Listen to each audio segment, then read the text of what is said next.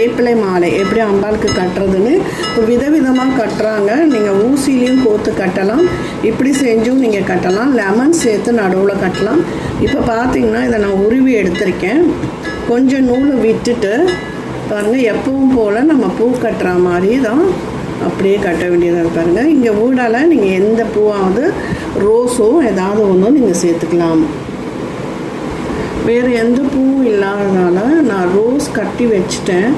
அதனால் இந்த பாருங்கள், இந்த இலையை அப்படியே எடுத்து உருவுறீங்களா, அப்படியே எடுத்து லைட்டாக கீழே மட்டும் ஒரு சொருகல் இருக்க இந்த மாதிரி இது பண்ணிக்கோங்க, சுருட்டிக்கோங்க. சுருட்டிட்டு அப்படியே வச்சு நம்ம கட்ட வேண்டியதுதான். நம்ம அந்த வளைக்காப்பு வளையல் பண்ணோம் இல்லைங்களா, அதில் வேப்பிலை இருந்தது இல்லையா, அதில் தான் நான் வச்சு கட்டுறேன். அந்த உருவினை அந்த வேப்பிலையை சும்மா ஜஸ்ட்டு உங்களுக்கு இப்படி ஒரு ஃபோல்ட் பண்ணிட்டீங்கன்னா போதும்.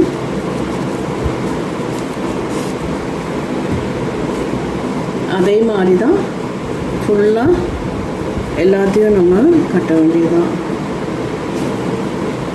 ரொம்ப அழகாக இருக்கும் அம்பாளுக்கு இதை சாத்தும்போது. நீங்கள் எந்த வித நோயாக இருக்கட்டும், நீங்கள் வேப்பிலை எனக்கு கசப்பு அப்படின்னா நீங்கள் அப்படி நினைக்காதீங்க. இஷ்ட தெய்வம் இல்லாட்டினா அம்பா இல்லை, இப்போ கருமாரி அம்மன்னா அவளை நினச்சிக்கிட்டு அந்த வேப்பிலையை நான் இதே மருந்தாக நான் சாப்பிட்றேன், என் நோயை குணப்படுத்து அப்படின்னா அந்த வேப்பிலையானது மென்று சாப்பிட்ணும், முழுங்கக்கூடாது. அந்த வேப்பிலையானது உள்ளே போய் மருந்தாக நமக்கு வேலை செய்யும். இது நம்பினவங்களுக்கு மட்டும்தாங்க. இல்லை இது வேப்பிலை இது கசக்கும் அப்படின்னு நினச்சா கண்டிப்பாக கசக்கும். அதுவே ஒரு ருசியை கொடுக்கும். நாங்கள் எல்லாம் இதை ஃபாலோ பண்ணுறோம். ஏதாவது ஒரு இது வயிறு சரியில்லை, இல்லை ஒரு ஜுரம் அப்படின்னா கண்டிப்பாக நாங்கள் வேப்பிலையை தான் எடுத்துக்குவோம். உங்களுக்கு இந்த மாதிரி வேப்பிலை சாப்பிட்ற கசப்பாக இருந்ததுன்னா கொழுந்து வேப்பிலை இருக்கும் இல்லைங்களா, அது பாருங்கள், இந்த மாதிரி கொழுந்து வேப்பிலையை நீங்கள் கண்டிப்பாக எடுத்துக்கலாம். அது உங்களுக்கு அவ்வளோ கசப்பு. ஆனால் இது பண்ணும்போது நல்ல பயபக்தியோட இது எனக்கு மருந்தாக உள்ளே போய் வேலை செய்யும், அப்படின்னு எனக்கு நோய் தீரும் அப்படின்ற ஒரு நம்பிக்கையோடு நீங்கள் பண்ணுங்கள். கண்டிப்பாக உங்களுக்கு அது சக்ஸஸ் ஆகும்.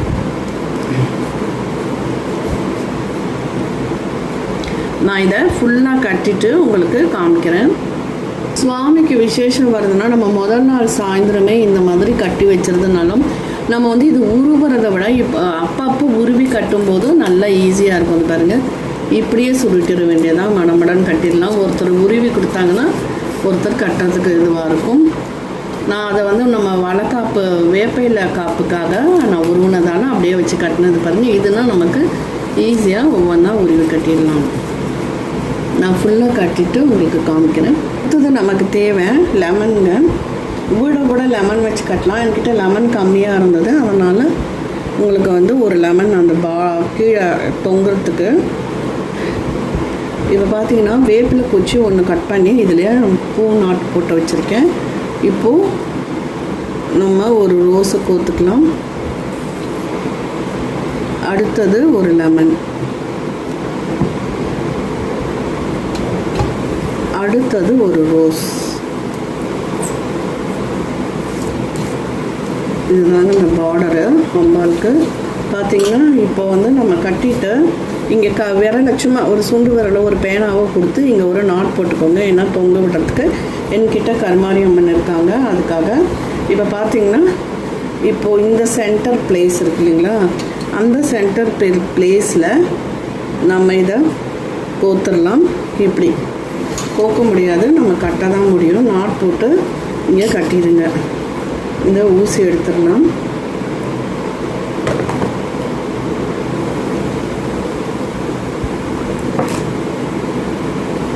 எடுத்து இந்த சென்ட்ரல் பிளேஸில் நல்லா டைட்டாக நீங்கள் கட்டி எடுத்துருங்க.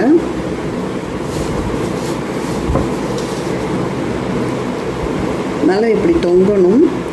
எப்போவுமே ஒரு சாமிக்கு பூ போடுறோம் அப்படின்னா அந்த வெயிட்டுக்கு ஏற்ற மாதிரி நீங்கள் பூ போடுங்க. சின்ன படமாக இருந்து வெயிட் கூட வேண்டாம். ஒரு சுவாமி படம் வைக்கிறோன்னா நம்ம குழந்தைங்களை நம்ம எப்படி பராமரிக்கிறோமோ அப்படி தான் சுவாமி படங்களையும் நம்ம பராமரிக்கணும்.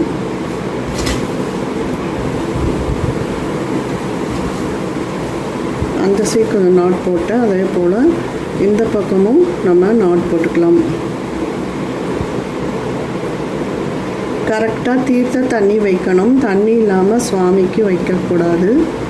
ஏதாவது பிரசாதம் அப்படி இல்லைன்னா உலர்ந்த பழங்கள், திராட்சை, பேரிச்சம்பழம், அந்த மாதிரி ஏதாவது பழங்களை நம்ம வைக்கலாம். அவ்வளோதாங்க, முடிச்சு போட்டாச்சு. இப்போ இதை கட் பண்ணிக்கலாம். இப்போ பார்த்திங்கன்னா நம்ம கருமாரி அம்மனுக்கு மாலை ரெடி ஆகிடுது, வேப்பிலை மாலை ரெடி ஆகிடுது. இதை அப்படியே பிளெயினாக விடக்கூடாது. நான் நாளைக்கு தான் குங்குமம் மஞ்சள் வைக்க போகிறேன். பாருங்கள், இந்த ஒவ்வொரு இலையிலையும் நம்ம அப்படியே மஞ்சளை தடவிட்டு குங்குமமும் தடவி வைக்கணும். நான் நாளைக்கு இதை அப்படியே ஃப்ரிட்ஜில் வச்சுருவேன். நாளைக்கு எடுத்துகிட்டு அதுவும் சின்ன ஸ்லோட பூ போகக்கூடாது. நம்ம குளிச்சுட்டு எழுந்தோடனே அதையும் வெளியில் வச்சிடணும். இந்த மாதிரி மஞ்சள் வந்து தடவிட்டு மேலே குங்குமம் வைக்கணும்.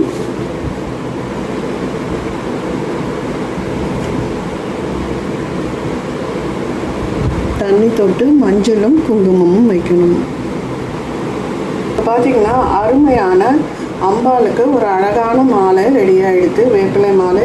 கண்டிப்பாக நீங்கள் இப்போ இதை போட்டு பிரார்த்தனையை பண்ணுங்கள். அம்பாள் நிறைவேறாத பிரார்த்தனையில் நிறைவேற்றி வைப்பா. பாருங்கள் எவ்வளோ அழகாக இருக்குன்னு.